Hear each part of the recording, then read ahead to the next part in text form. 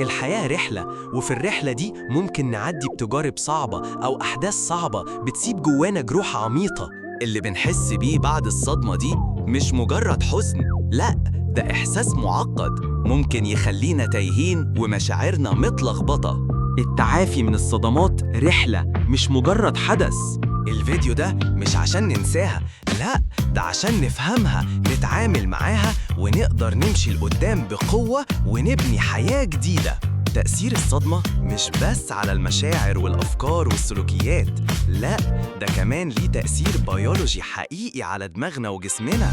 المشاعر ممكن تحس بقلق مستمر ناتج عن استمرار حالة التأهب القصوى في الدماغ.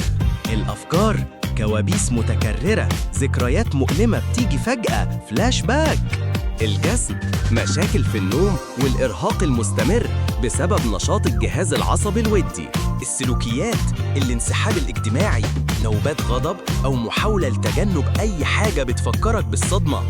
أعرف إن دي استجابات طبيعية لجسم وعقل مر بتجربة غير طبيعية، بيساعدنا نتقبل اللي بنمر بيه من غير لوم النفس. تذكر إن التعافي مش معناه نسيان اللي حصل، لكن معناه تغيير علاقتك بالذكرى، وإنك تقدر تستعيد قصتك بنفسك.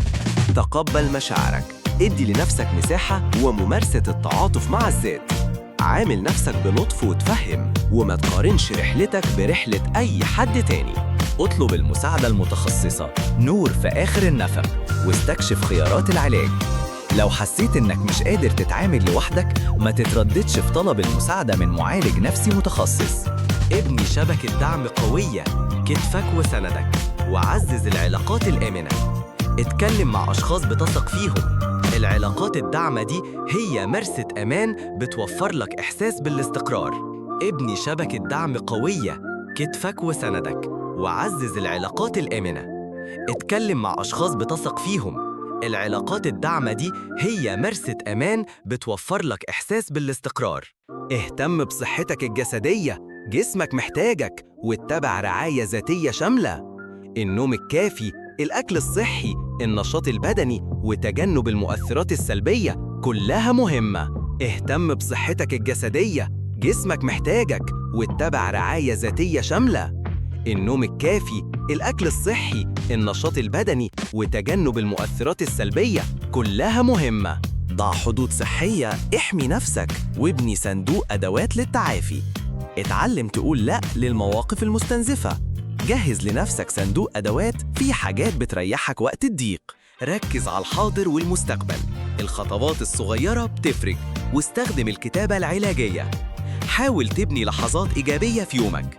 الكتابة العلاجية ممكن تكون وسيلة قوية لتنظيم أفكارك. اكتشف المعنى، معناه ذات مغزى، وتقبل إن التعافي عملية غير خطية. مع الوقت ممكن تلاقي معنى جديد لتجربتك. تذكر إن التعافي مش خط مستقيم. التعافي من الصدمات بيوريك قد إيه أنت قوي وقادر على التجاوز. ابدأ الخطوة الأولى النهاردة، واعرف إن في كتير من الناس مروا بصدمات وقدروا مش بس يتعافوا، لكن كمان ينموا ويلاقوا قوة ومعنى جديد لحياتهم من خلال اللي مروا بيه، وده اللي بنسميه الصمود بعد الصدمة.